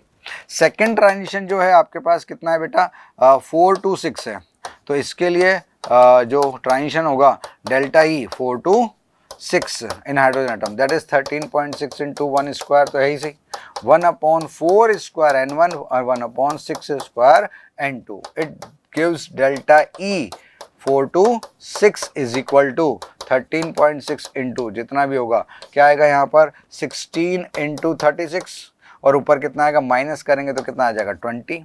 This one is what, second expression बात कर लो, राइट। अब आपके पास यहाँ पर एज डेल्टा ई 1 बात करें 2 से 3 अपॉन डेल्टा ई कौन सा हो गया 4 to 6 बात करें, तो जब दोनों का रेशियो लेंगे आपके पास तो क्या होगा 5/4 इंटू 9, और ये आ जाएगा 20, और कितना हो जाएगा अपॉन में हो गया ना 20 और 16 इंटू 36, राइट। ठीक है ना, तो जब अपन इसको सॉल्व करते हैं तो आपके पास क्या होगा, ये तो 4 टाइम्स कैंसिल आउट हो जाने वाला है, और ये आपके पास 36 होगा तो 36 कैंसिल आउट हो जाएगा, और ये 4, तो 4/1 आएगा। But as we know from this, right, delta E is inversely proportional lambda, तो delta E 2 to 3 upon delta E 4 to 6 transition is equal to lambda 2 upon lambda 1 कर दे। ये वाला फर्स्ट ट्रांजिशन है, ये वाला सेकंड ट्रांजिशन है, तो जो वैल्यू आएगी वो क्या था आपके पास, कितना है, लैम्डा 2 to 1 कितना हो जाएगा, इट इज 4/1। लेकिन पूछा क्या है आपसे, एब्जॉर्ब फर्स्ट के लिए रेस्पेक्टिवली, राइट, तो lambda 1 upon lambda 2 is equal to 1/4 answer आएगा। राइट थोड़ा सा लेंदी था, ध्यान रखना था, जल्दबाजी करते तो गलत हो सकता है, लेकिन ऑप्शन आपके पास है ही नहीं, 4/1 भी आता है तो आप 1/4 करके आगे बढ़ सकते हो, राइट ठीक है। लेकिन डाटा 1/9, 1/36, 1/16 तो थोड़ा सा एक बार चेक करना होगा। लेंदी क्वेश्चन है पर कैलकुलेशन ईजी रही इसमें, राइट ठीक है ना। ये मैंने कर दिया और यहाँ पर आपके पास प्रिंटेड भी आ जाता है ताकि आप क्लियर कर सके। फर्स्ट ट्रांजिशन आपका ये है 2 to 3 तो 5/36 हो गया, और सेकंड ट्रांजिशन 4 to 6 है हाइड्रोजन के लिए तो आपके पास 20 ये हो गया। दोनों का रेशियो लिया 4 बाई कितना आया और 1 लैम्डा इसका उल्टा था तो एब्जॉर्ब बाय लेंथ 1/4 हो जाएगा, 4/1 का अपोजिट। डन ठीक है ना। तो इस तरह से आपके पास क्या होंगे, ये वैल्यू निकल के आ जाएगी। नेक्स्ट आता है अपने पास क्या 69 question, if the molar conductivity of 0.05 m molarity mole पर litre solution of a monobasic weak acid is 90 s centimetre square mole inverse, it extend degree of dissociation will be, यानी कि आपसे अल्फा पूछा हुआ है और आपको assume that cationic infinite dilution conductance and anionic infinite dilution conduction is given for weak electrolyte, right weak electro monobasic acid Ha dissociate होकर H plus और A- देगा, right eight infinite dilution lambda m जो है आपके पास Ha का lambda m of Ha क्या आएगा, lambda m of cation eight infinite dilution 0 कह दें plus lambda m anion eight infinite dilution add हो जाएगा। जो वैल्यू कितनी कितनी दे रखी है कैटायन का 349.6 और इधर कितना दे रखा है 50.4, जब इन दोनों को ऐड करते हैं तो ये कितना आता है 400 क्या होगा s centimetre square mole inverse होगा, राइट ये आपके पास क्या होगा इनफाइनाइट डाइल्यूशन पर molar conductance according to Kohlrausch law आ गया। लेकिन सर इसमें तो अपन C लिया था तो C minus C alpha C alpha C alpha, आपसे तो अल्फा पूछा हुआ है। तो एप्लीकेशन की बात करें तो किसी भी कंसंट्रेशन पर आपके पास molar conductance upon infinite dilution पर मोलर कंडक्टेंस अल्फा को शो करता है, और आपके पास पर्टिकुलर कंसंट्रेशन पर ये वैल्यू दे रही कितनी 90, तो 90 अपॉन 400 इज इक्वल टू कितना आ जाएगा जब अपन सॉल्व करेंगे 0.225 और 22.5% है। तो आपके पास पॉइंट्स में आंसर है, तो अल्फा की वैल्यू आ गई, extent of degree of dissociation आ जाएगा 0.225, राइट ठीक है। बस इतना से कैलकुलेशन करना था, आराम से कर लेंगे। तो लैम्डा MC दे रखा है किसी कंसंट्रेशन पर, कॉलरॉश लॉ से दोनों को ऐड कर दिया तो 400 s centimetre square mole inverse आया, और अल्फा डिग्री ऑफ डिसोसिएशन आपके पास 0.225 आ जाएगी। कर सकते हैं आराम से। डन। नेक्स्ट क्वेश्चन की बात करते हैं अपन यहाँ पर क्या 70 number, 5 mole of liquid X and 10 mole of liquid Y make a solution having the vapor pressure of 70 torr. Okay, solution vapor pressure is given. This one is experimental value, यानी कि vapor pressure of सॉल्यूशन, ये आपका PS observed है और क्या कह सकते हो PS एक्सपेरिमेंटल है जो गिवन होता है बेटा। Which the vapour pressure of pure X और Y, मतलब आपके पास P0X और P0Y प्योर फॉर्म में वेपर प्रेशर गिवन है, कंपोजिशन गिवन है। तो आपसे पूछ रहा है which of the following is true regarding the described solution, right. Ideal हो सकता है, पॉजिटिव नेगेटिव डेविएशन शो करता है, और volume has greater, solution volume is greater than the sum of individual volume, यानी कि वॉल्यूम ग्रेटर बोल रहा है। कौन सा वाला वॉल्यूम ऑफ सॉल्यूशन, कौन सा एक्सपेरिमेंटल इज लेस देन, नहीं हायर बोला हुआ है भाई, वो बोल रहा है ना ग्रेटर देन क्या होगा सम ऑफ इंडिविजुअल वॉल्यूम। तो आपके पास वी थ्योरेटिकल कह सकते हैं इसको, वॉल्यूम ऑफ थ्योरेटिकल मतलब कौन सा डेविएशन, पॉजिटिव डेविएशन होगा, राइट चेक कर लेंगे, अभी नहीं पता क्या आ रहा है, ठीक है। आइडियल सॉल्यूशन में तो आपके पास क्या होगा P observed is equal to P theoretical होना चाहिए, राइट। पॉजिटिव डेविएशन में P ऑब्जर्व्ड ज्यादा होना चाहिए P थ्योरेटिकल से, और आपके पास नेगेटिव डेविएशन में P ऑब्जर्व्ड कम होना चाहिए P थ्योरेटिकल से, ये कंडीशन हमें पता है। तो सर हमें कैलकुलेट क्या करना है, अरे 70 दे रखा है, आप खुद कैलकुलेट करो। तो as for solution we can say that what PS is equal to what XA, दो सॉल्यूशन जो कंपोनेंट है वो क्या होंगे आपके पास XX और P0X according to Raoult law, XY और P0Y। I think values are given, NX is equal to 5 NY is equal to 10। तो XX mole fraction of first component that is 5/15 और XY is equal to 10/15 and P0X is given कितना है बेटा, it's value is 63 torr, right, और P naught Y is equal to कितना given है आपको 78 Tor, right. सो यहां पर अगर वैल्यू कैलकुलेट करते हैं वैल्यूज रख के, दैट इज आंसर कितना आएगा 5/15 इंटू 63 प्लस 10/15 इंटू कितना 78। On solve this we get the values और इट इज 73 टॉर। मतलब ये आपके पास जो वैल्यू है ये कौन सा है, थ्योरेटिकल वैल्यू है। कैसा है, थ्योरेटिकल वैल्यू। और जो PS ऑब्जर्व्ड या गिवन वैल्यू है वो कितना है 70 टॉर है। तो इससे आपके पास पता लग रहा है PS theoretical is higher than PS observed हो गया। और ये सिचुएशन कब आती है, जब आपके पास कौन सा डेविएशन होता है, इट शो सॉल्यूशन शोज क्या होगा, नेगेटिव डेविएशन, क्योंकि आपके पास अट्रैक्शन ज्यादा होता है सॉल्यूट सॉल्वेंट में एक्स वाई के बीच में, और वेपर प्रेशर कम हो जाता है जितना एक्सपेक्टेड होता है। तो इट शोज नेगेटिव डेविएशन, ये आपका सॉल्यूशन, राइट। ठीक है, अच्छा क्वेश्चन है, ठीक है, थ्योरेटिकली कैलकुलेशन भी करा दिया है। इट शोज नेगेटिव डेविएशन, इस वैल्यू से कम आ रहा है, कैलकुलेट करके देखा 70 आपको दे रखा था और आपने ये कुछ फॉर्मूला लगाया, वैल्यू चेक करी 21 और 72 ऐड कितना आया 73 टॉर, डन। ठीक है ना, सिंपल सा क्वेश्चन है, एक बार इसको देख सकते हैं। ओके, नेक्स्ट आता है आपके पास 71 नंबर क्वेश्चन, राइट। पेपर करने में थोड़ा सा टाइम लगेगा, बट अगर आप पेशेंसली करते हैं तो क्वेश्चन बनते जाते हैं, राइट। कैलकुलेशन वाले आप सेकंड राउंड में कर सकते थे, लेकिन जो थ्योरेटिकल है वो सीधा कर सकते हैं। जैसे ये वाला क्वेश्चन है, ठीक है, टाइम लगेगा, लेकिन अगर सिस्टमेटिक करेंगे तो आपके पास क्या होगा, एक ही बार में सही होने के चांस बढ़ जाते हैं। क्या हश करते हैं तो फिर गलत होता है। Equal number of atom among the following choose the one with equal number of atom, किसका नंबर ऑफ एटम इक्वल आ रहे हैं।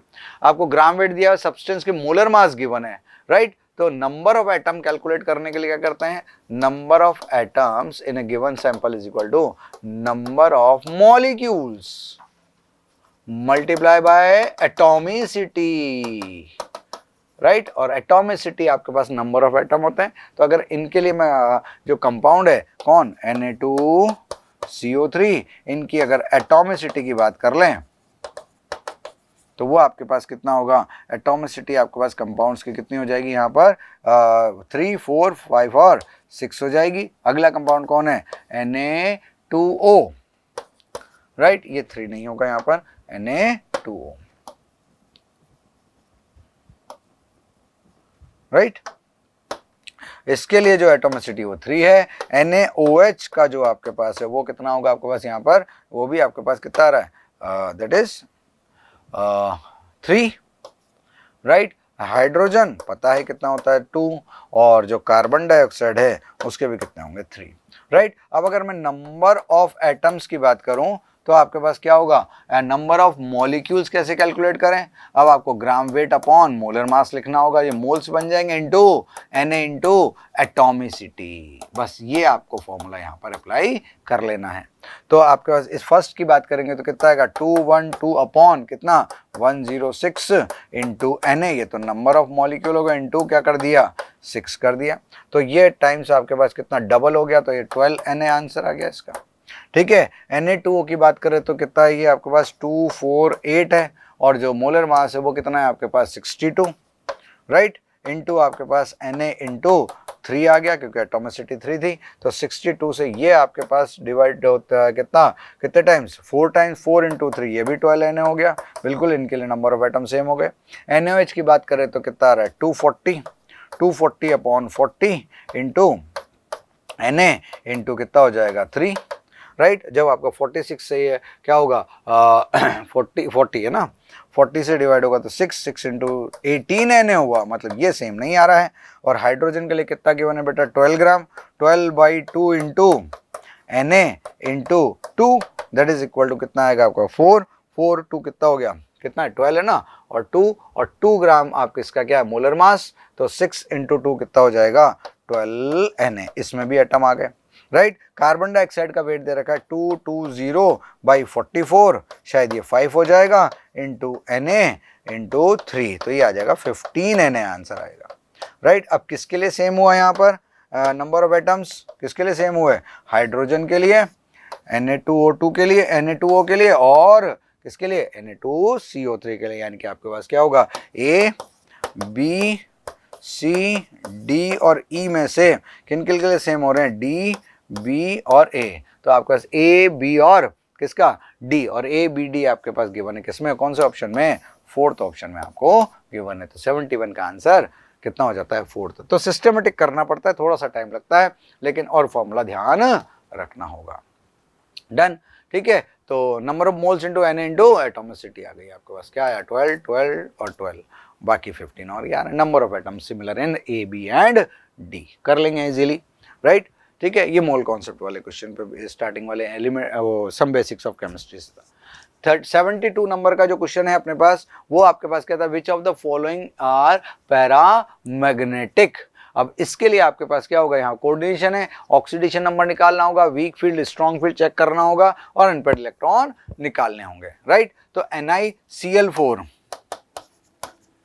राइट, -2, ठीक है। ऑक्सीडेशन नंबर निकल का कितना है बेटा? +2। कॉन्फ़िगरेशन हो जाएगा 3D8, 4s0 4p0 हो जाएगा, राइट। जो कोऑर्डिनेशन नंबर है वो 4 है और क्लोराइड आयन कैसा है? वीक फील्ड लिगेंड है। तो भाई आपके पास 8 इलेक्ट्रॉन को डिस्टर्ब करना अच्छी बात नहीं होगी। जब अच्छी बात नहीं होगी तो 1 2 3 4 5 6 7 और 8 यानी कि 2 अनपेड इलेक्ट्रॉन रहेंगे।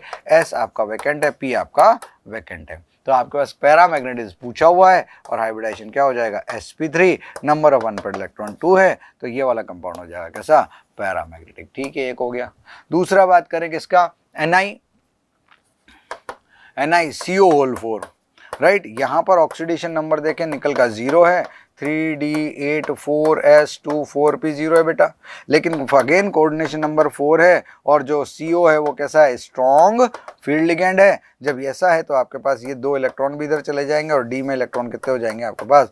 1 2 3 4 5 6 7 8 9 10 और S आपका वैकेंट हो जाएगा, P आपका वैकेंट हो जाएगा। कोऑर्डिनेशन नंबर 4 की वजह से हाइब्रिडाइजेशन होगा, लेकिन यहाँ अनपेड इलेक्ट्रॉन 0 होंगे। तो भाई ये जो स्पीशीज है हमारे पास कैसा हो जाएगा? डाइमैग्नेटिक हो जाएगा। तो ये भी गड़बड़ हो गई, राइट, ठीक है। नेक्स्ट आपके पास है कौन? सी वाला कौन होगा? NiCN4। अरे सर ये भी सेम चीज हो गई फिर तो, लेकिन यहाँ निकल का जो ऑक्सीडेशन नंबर है वो कितना है आपके पास? +2 आ जाता है। तो 3D8 4s0 4p0 है। अब डी में चूंकि आपके पास क्या है? यहाँ पर 1 2 3 4 5 6 7 8 है, 2 अनपेड है, लेकिन हमारे पास कोऑर्डिनेशन नंबर फिर से 4 है और CN- जो है वो कैसा है? स्ट्रॉन्ग फील्ड लिगेंड है। तो इसके कारण ये आपका पेयर्ड हो जाएगा, S और P वैकेंट रह जाएंगे, राइट। तो न्यू कॉन्फ़िगरेशन जो आएगा आपके पास क्या आ जाएगा? यहाँ पर 1 2 3 4 1 2 3 4 5 6 7 8, D खाली है, S खाली और P में 2 खाली है। तो आपके पास हाइब्रिडाइजेशन रहेगा DsP2, राइट। लेकिन नंबर ऑफ अनपेड इलेक्ट्रॉन 0, तो ये भी कैसे हो गए?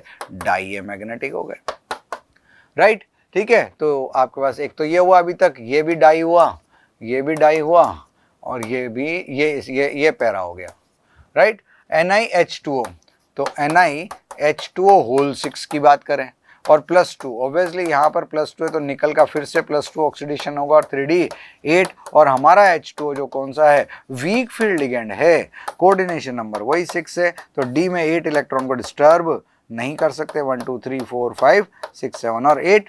S भी खाली है, P के 3 खाली और D के अगले वाले 1 2 3 4। तो आपके पास 4s 4p और 4d की बात करें तो यहाँ पर हाइब्रिडाइजेशन क्या हो जाएगा?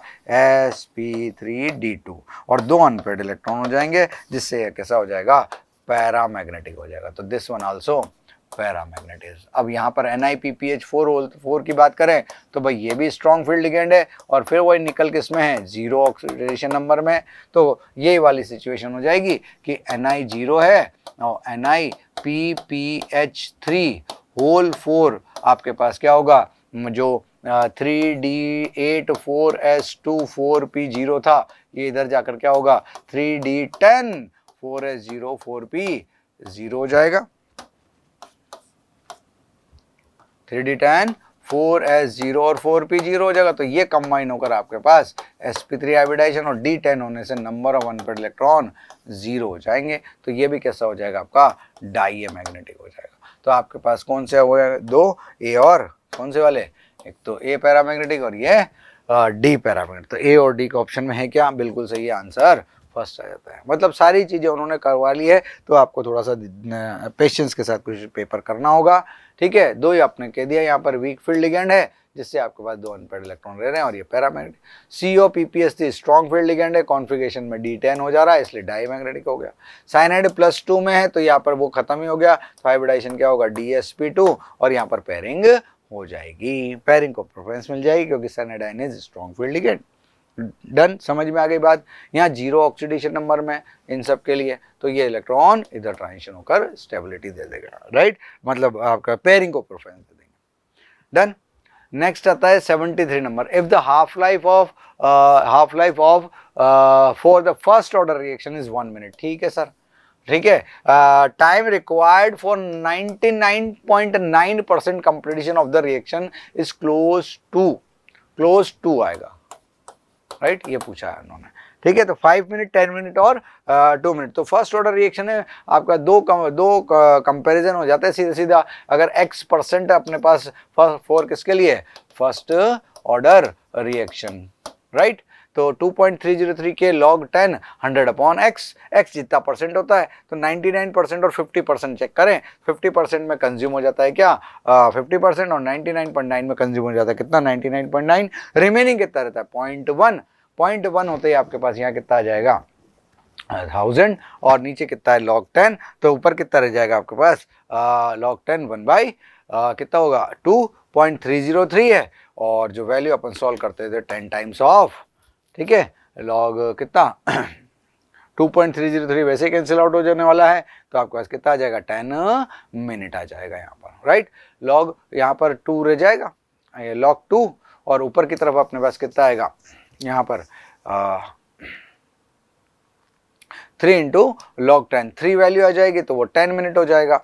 0.303 किसका है, log 2 की वैल्यू होती है 2.303, ये आपका कितना दे रखा है 1 मिनट, तो आपका आंसर कितना आ जाएगा, 10 मिनट आ जाएगा, राइट, ठीक है। कंपैरिजन करके कर सकते हैं इजीली, आपके पास क्वेश्चन सॉल्व हो जाएगा।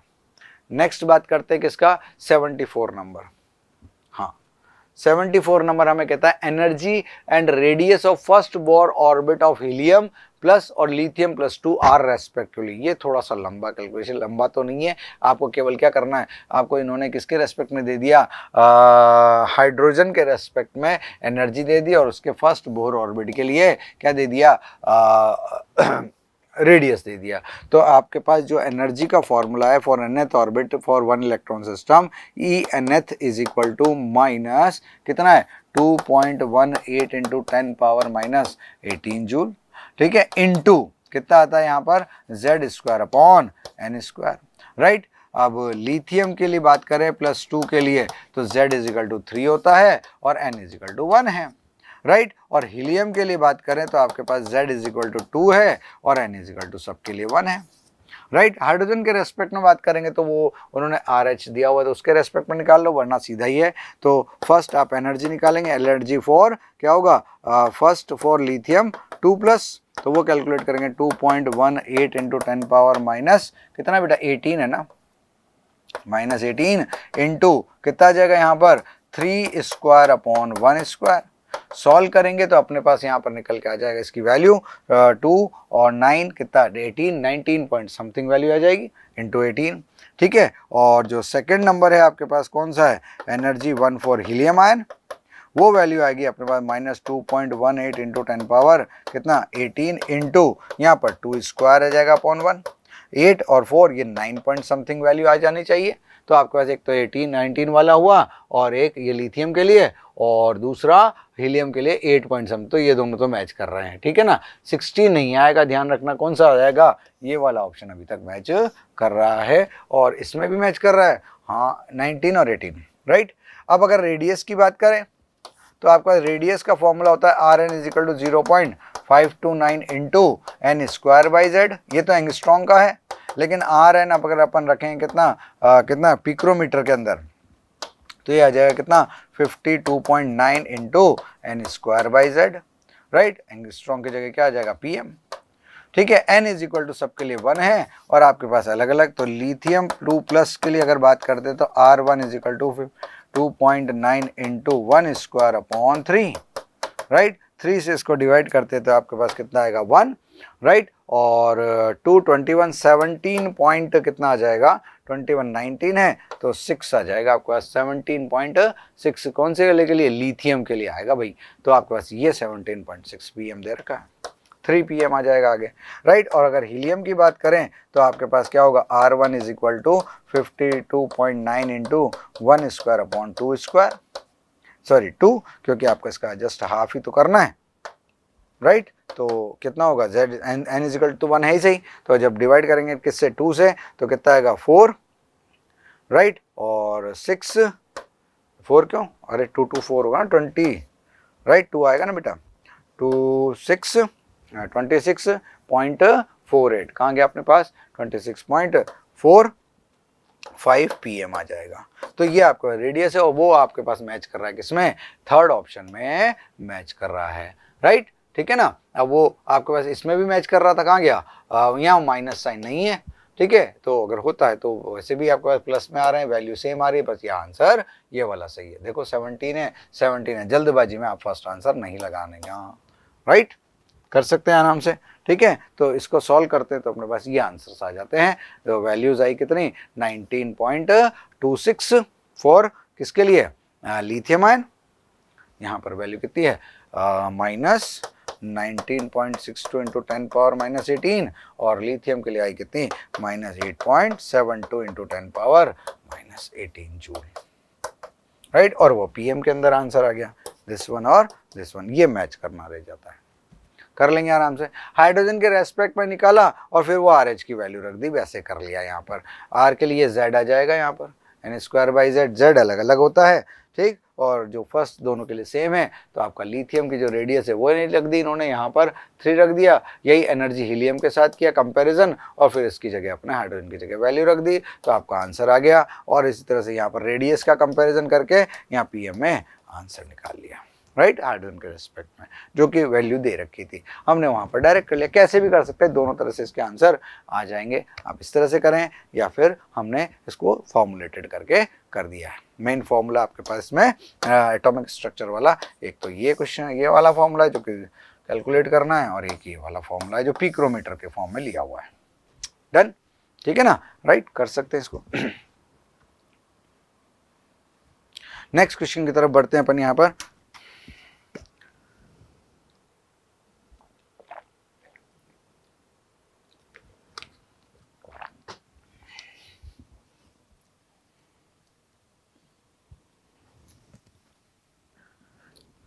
सो नेक्स्ट क्वेश्चन इज, इस कैलकुलेशन के बाद कंटिन्यू करते हुए 76 ना, Dalton atomic theory could not, देखो अभी तक तो लेंदी क्वेश्चन आते, कैलकुलेशन पार्ट था, वो बैलेंस इसलिए करते हैं कि भाई 2-3 क्वेश्चन अच्छे दे दिए, फिर ब्रेक लेकर आगे चलते हो तो आपके पास इजी क्वेश्चन या थ्योरेटिकल 1 लाइन वाले क्वेश्चन भी आ जाते हैं।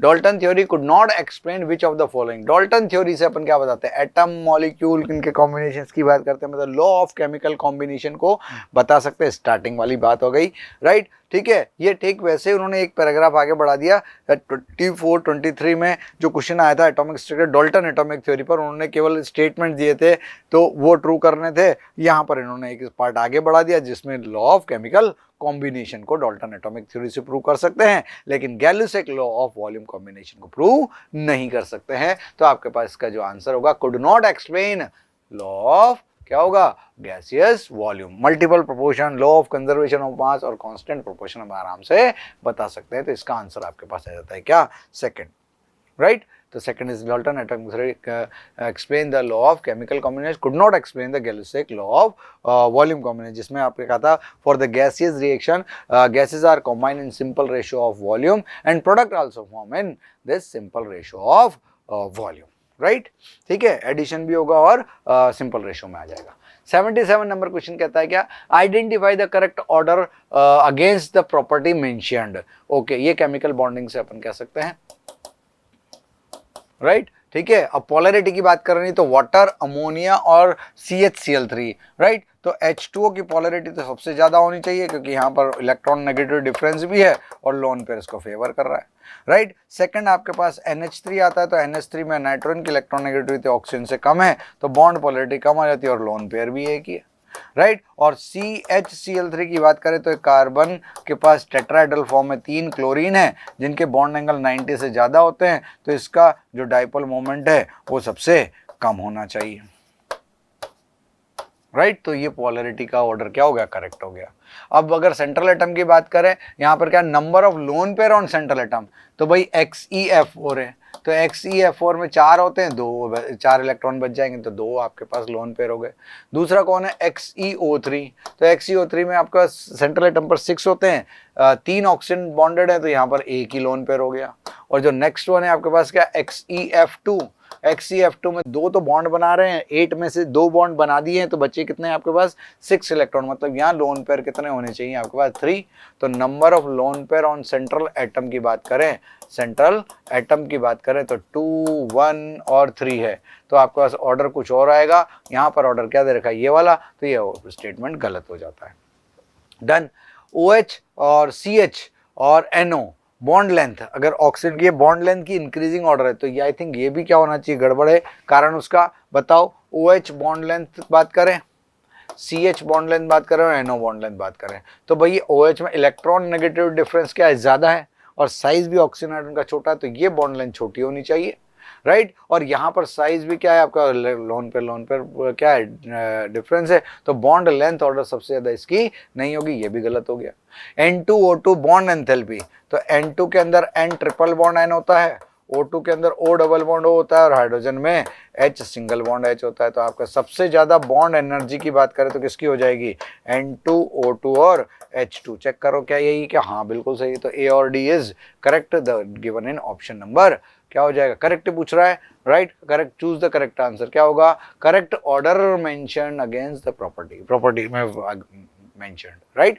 तो A और D आपका करेक्ट हो जाएगा। डाइपोल ऑर्डर सही है, बिल्कुल सही बात है। लोन पेयर ऑर्डर में क्या हो गया आपके पास, यहाँ पर O3, ये वाली बात क्या आ गई 1, तो ये ऑर्डर होना चाहिए, वहां पर क्या गिवन है आपको, XeO3 बीच में आ गया, इस वजह से ये गलत हो जाएगा यहाँ पर, राइट। और जो बॉन्ड लेंथ ऑर्डर है, ये आपके पास जो NO बॉन्ड लेंथ इतना आता है, CH और ये आपके पास उल्टा हो जाता है, क्योंकि NO की सबसे ज़्यादा हो जाएगी, OH में इलेक्ट्रॉन नेगेटिव डिफरेंस ज़्यादा है, तो ये ऑर्डर आपका उल्टा होना चाहिए। और N2O2 और H2, इसमें आपके पास क्या होगा, जो बॉन्ड ऑर्डर की बात करें तो बॉन्ड ऑर्डर 3, 2 और 1, और साइज भी मैटर कर रहा है, डन। तो आपके पास थर्ड आंसर A और D इज करेक्ट। नेक्स्ट बात करते हैं अपन यहाँ पर किसके लिए, the correct order of wavelength of light absorb by the following complex, okay, right. ये थोड़ा सा मतलब एब्जॉर्ब वेवलेंथ पूछ रहा है, प्लस यहाँ पर कुछ कोऑर्डिनेशन नंबर 4 वाले हैं, कुछ आपका 6 वाले हैं, कॉम्प्लेक्स है, और इसमें स्ट्रॉन्ग और वीक दोनों तरह के ही लिगेंड है, प्लस सेंट्रल एटम की ऑक्सीडेशन नंबर को भी यहाँ पर देखना होगा, राइट। जब भी अपन बात करते हैं क्या लैम्डा एब्जॉर्ब की, वो डिपेंड करता है स्प्लिटिंग एनर्जी पर, स्प्लिटिंग एनर्जी डिपेंड्स करती है आपके पास स्ट्रेंथ ऑफ लिगेंड पर और सेंट्रल एटम के ऑक्सीडेशन नंबर पर या पॉजिटिव चार्ज डेंसिटी पर, राइट, ठीक है ना। अब एक बार बताओ, जितना ज़्यादा आपके पास स्प्लिटिंग होगा तो वेवलेंथ उतना ही कम होगा, क्योंकि स्प्लिटिंग एनर्जी किस फॉर्म में लिखते हैं अपन, E जो HC बाई लेमडा होता है, तो आपके पास delta E splitting is directly proportional 1 upon lambda. तो मतलब स्प्लिटिंग अगर ज़्यादा होती है एनर्जी, तो वेवलेंथ एब्जॉर्ब्ड कम की तरफ जाएगी, हाइयर एनर्जी की तरफ जाएगी ना, हाइयर एनर्जी की तरफ जाएगी, राइट।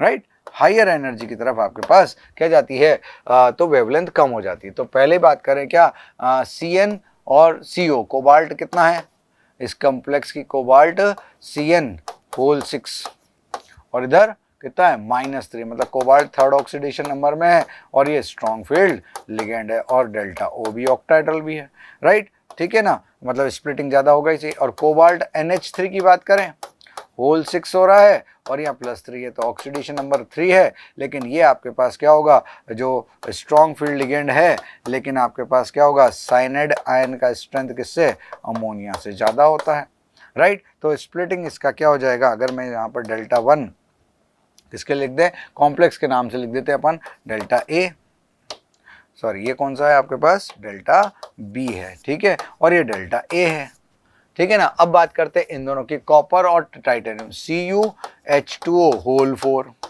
यहाँ कितना है +2, तो यहाँ पर +2 ऑक्सीडेशन नंबर है और D9 कॉन्फ़िगरेशन है, राइट। और ये H2 हमारा कौन सा वीक फील्ड लिगेंड है।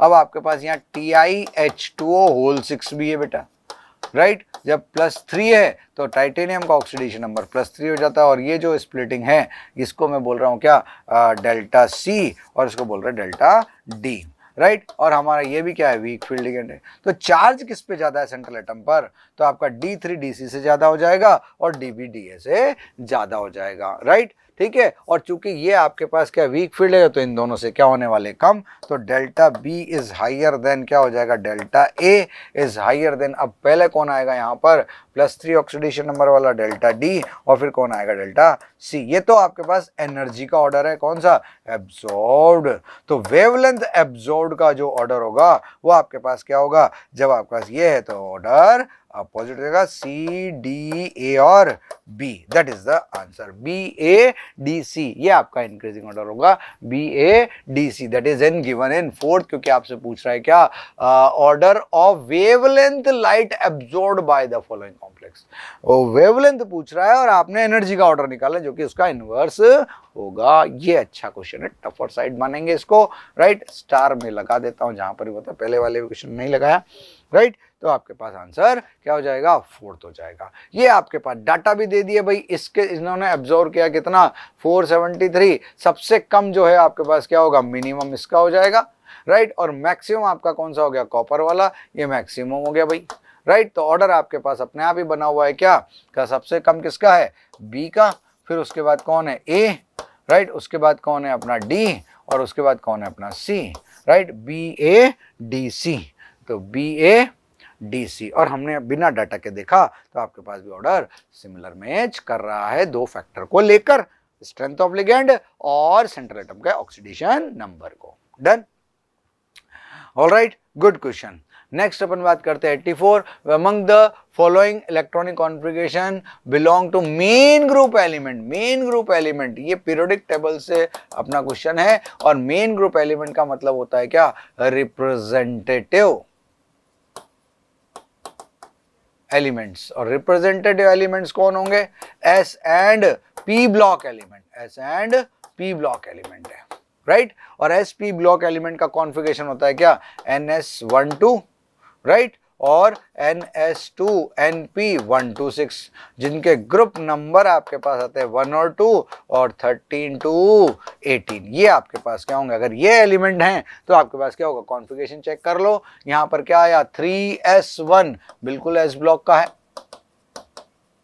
राइट। 3D3 4S2 ये भी क्या हो गया आपके, तो D ब्लॉक का हो गया, राइट। और 3D10 5S2 5P, लास्ट में क्या आ गया आपका 5P5, यानी कि ये P ब्लॉक का होगा, राइट। और 3D10 4S1 ये शायद आपका कॉपर है तो ये भी D ब्लॉक का है, राइट। और 5F6D 7S2 ये आपका क्या होगा, कौन सा, F ब्लॉक का एलिमेंट हो जाएगा, क्योंकि F पे इलेक्ट्रॉन जाकर D में चला गया, राइट। तो P ब्लॉक और S ब्लॉक के एलिमेंट कौन कौन आए भाई, यहाँ पर हमारे पास कौन कौन से एलिमेंट आए आपके, एक तो S ब्लॉक वाला है और एक P ब्लॉक वाला है, कौन सा, A और C is the correct answer only. these are known as कौन से, मेन ग्रुप एलिमेंट्स। S और P ब्लॉक के एलिमेंट को मेन ग्रुप एलिमेंट्स कहते हैं, राइट, ठीक है। S block and P block elements are called representative और मेन ग्रुप एलिमेंट। तो आपका फर्स्ट वन S ब्लॉक का है, D ब्लॉक सेकंड वाला है और P ब्लॉक सेकंड वाला है, D एंड F ये वाले होंगे, तो अपने आंसर कौन सा, A और C आ जाएगा। Done, as the configuration. Done, next आता है 86 number, phosphoric acid ionized in 3 steps with their ionization constant K1, K2 and K3 respectively, while potassium K is the overall ionization constant, K overall है, right, ठीक है। which of the following statement is true, okay। जब आपके पास H3PO4 break होगा तो आपके पास कितनी बार में होगा, क्योंकि ट्राई बेसिक एसिड है तो H2PO4 माइनस H+, इसका इक्विलिब्रियम कांस्टेंट K1 आ जाएगा, डिसोसिएशन कांस्टेंट। अब आपके पास कौन सा है, सेकंड डिसोसिएशन भी होगा, हाँ सेकंड डिसोसिएशन होगा तो क्या होगा, H2PO4 माइनस कन्वर्ट किस में हो रहा है, HPO4 2 माइनस और H+, इसका डिसोसिएशन कांस्टेंट है K2। HPO4 माइनस 2 डिसोसिएट होता है किसमें, PO4 3 माइनस और H प्लस, इसका डिसोसिएशन कांस्टेंट है Ka3। ओवरऑल जब अपन करते हैं तो क्या आता है H3PO4 डिसोसिएट इन 3H प्लस और PO4 3 माइनस, राइट। ठीक है, जब अपन इसको ऐड करते हैं तो आपका नेट इक्विलिब्रियम कांस्टेंट क्या आ जाएगा K1 into K2 into K3, right. और जब पूरा लॉग ले लेंगे जैसा कि आपके पास ऑप्शन में दिख रहा है तो log K is equal to log Ka1 plus log Ka2 plus log Ka3 हो जाएगा, राइट। ठीक है, और जैसे जैसे फर्स्ट सेकंड और थर्ड डिसोसिएशन की बात करते हैं यहां पर क्या होगा, ड्यू टू आपको पता है H plus ion common ion effect, कहां से आ गया सर, कॉमन आयन इफेक्ट से dissociation of other acid will भी क्या होगा, कॉन्जुगेट बेस विल भी क्या हो जाएंगे, डिक्रीज। तो K1 K2 K3 की कंपेयर में क्या होगा, बहुत कम होगा। तो फर्स्ट ऑप्शन आपका क्या होगा, सही हो गया। H3PO4 नीचे करना था, स्ट्रॉन्ग एसिड देन H2PO4, सही बात है। K वैल्यू ज्यादा होगी, एसिडिक स्ट्रेंथ ज्यादा होता है, और order of K1 K2 K3 is, तो ये आपका गलत हो जाएगा, डी ऑप्शन। तो ABC is correct which is given in second option. Done, ठीक है ना। इसको अपन प्रिंटेड देखें तो अपने पास यहाँ पर ये टाइप किया हुआ है, K1 K2 K3 है। ओवरऑल देखेंगे तो आपके पास ये आ जाएगा, और K1 K2 का मल्टीप्लिकेशन आपके पास आता है। जब लॉग लेते तो आपके पास क्या आएगा, log K1 log K2 log K3। और पॉलीप्रोटिक एसिड के लिए फर्स्ट डिस्ट्रीब्यूशन डोमिनेंट करता है, सेकेंड और थर्ड डिस्ट्रीब्यूशन बहुत बहुत कम हो जाता है ड्यू टू कॉमन आयन और लीस्ट सेटल प्रिंसिपल के अकॉर्डिंग। पहले से रिएक्टिव प्रोडक्ट प्रेजेंट है तो वो उसका डिसोसिएशन कम हो जाता है। डन। 87 नंबर का क्वेश्चन है, which of the match the list 1 and 2 ion दे रखे हैं और group number of cation analysis, मतलब आपके पास ये क्वालिटेटिव एनालिसिस है, लेबोरेटरी टेस्ट वाले अपन करते हैं, ग्रुप में बेसिक रेडिकल टेस्ट के आता है, राइट। तो कोबाल्ट अपने पास आता है किसमें, फोर्थ ग्रुप के अंदर, राइट। मैग्नीशियम आता है हमारे पास सिक्स ग्रुप में, लेड फर्स्ट ग्रुप का एलिमेंट है, आयन है, और आपके पास एल्यूमिनियम आयरन क्रोमियम प्लस 3 किसके होते हैं, थर्ड के होते हैं। तो भाई हमारे पास मैच हो गया, फोर्थ सिक्स्थ फर्स्ट और थर्ड, ये वाला जो आपके पास ऑप्शन, ये तो ग्रुप आए हैं। अब फोर्थ कहां पर, ये देखो भाई, तो आपके पास जो फोर्थ नंबर है वो कहां पर है, थर्ड में है, राइट। और आपके पास सिक्स नंबर कहाँ है, आपके पास किसमें, फोर्थ में है, राइट। और जो फर्स्ट है वो कहाँ है, ये तो फर्स्ट में ही रखा हुआ है, और फिर थर्ड कहाँ है आपके पास, सेकंड में है। तो आपके जो ऑप्शन मिलेंगे ये वाले मिलेंगे, ठीक है। क्या, थर्ड फोर्थ फर्स्ट और सेकंड, थर्ड फोर्थ और कौन सा, फर्स्ट और सेकंड, राइट। तो आंसर इज फोर्थ आंसर होना चाहिए। ग्रुप नहीं है, ग्रुप आप ना तो पीरियोडिक टेबल वाले ग्रुप है, ना ही आपके पास कौन से हैं, ये आयंस वाले ग्रुप है, ये बेसिक रेडिकल वाले, और साथ में ये जो आपको पास ऑर्डर दे रखा है लिस्ट 1 2 3 लिस्ट सेकंड के अंदर, उनको मैच करना है, that's why answer is 4, right. तो आंसर 4 हो गया, कंपैरिजन कर सकते हैं। डन, ठीक है, इजीली क्वेश्चन हो जाएगा। नेक्स्ट अपने पास आता है 88 number question, higher yield of NO in N2 plus O2 converted into twice NO can be obtained by delta H of reaction is plus 180.7 kilo joule पर मोल। दैट मीन्स रिएक्शन कैसा हो गया बेटा, endothermic हो गया, right. और endothermic reaction में आपके पास क्या होगा, डेल्टा H क्या होता है, पॉजिटिव, सही बात है। और इस सिचुएशन के लिए आप बात करते हैं इक्विलिब्रियम कांस्टेंट टेम्परेचर के डायरेक्टली प्रोपोर्शनल है according to one of equation, right. अब इस इक्वेशन को अपन को फॉरवर्ड डायरेक्शन में ले जाना है, यानी कि फेवरेबल कंडीशन में। हाइयर यील्ड का मतलब क्या हुआ, NO favourable condition, forward direction में ले जाना है। तो भाई डेल्टा NG जो है वो तो इसका 2 - 2 = 0 है। तो प्रेशर चेंज और वॉल्यूम चेंज का तो कोई इफेक्ट नहीं होने वाला है, राइट। N2 और O2 जो रिएक्टेंट है उनका कंसंट्रेशन क्या लेना पड़ेगा, हाई। अब आता है टेम्परेचर इफेक्ट। टेम्परेचर क्या रखें कि आपके पास फॉरवर्ड डायरेक्शन में जाए, तो आपके पास टेम्परेचर इंक्रीज करते हो तो इक्विलिब्रियम कांस्टेंट इंक्रीज करता है। उसको अचीव करने के लिए रिएक्शन क्या होगा, किधर जाएगा, फॉरवर्ड डायरेक्शन में। और favourable condition for endothermic is high temperature. जब हाई टेम्परेचर है तो आपके पास क्या होगा, हायर टेम्परेचर, राइट, और हायर कंसंट्रेशन ऑफ N2 और हायर कंसंट्रेशन ऑफ O2। तो आपके पास A, C और D answer is second is correct answer, right. तो आपके पास सेकंड आंसर करेक्ट हो जाएगा। On increasing temperature reaction moves forward direction, on increasing concentration reactant reaction will move forward direction. तो आपके पास यहाँ पर ये सारे क्वेश्चंस हो जाते हैं पेपर के 2025 नीट पेपर का सॉल्यूशन है, राइट। पेपर लेंदी था, थोड़ा सा मॉडरेट साइड पर जा रहा है क्योंकि आपको पढ़ने में टाइम लग रहा है और कैलकुलेशन एक आध जगह टिपिकल सी है, राइट। ठीक है, प्रैक्टिकल अप्रोच भी लिया गया है, 11 12 सभी के टॉपिक है, तो बेसिक चीज एनसीईआरटी को छोड़ना तो नहीं है, थोड़ा सा अगर आपके पास है टाइम तो एक्स्ट्रा भी पढ़ना जरूरी है। Done. So all the best for result and keep studying and be happy. Done.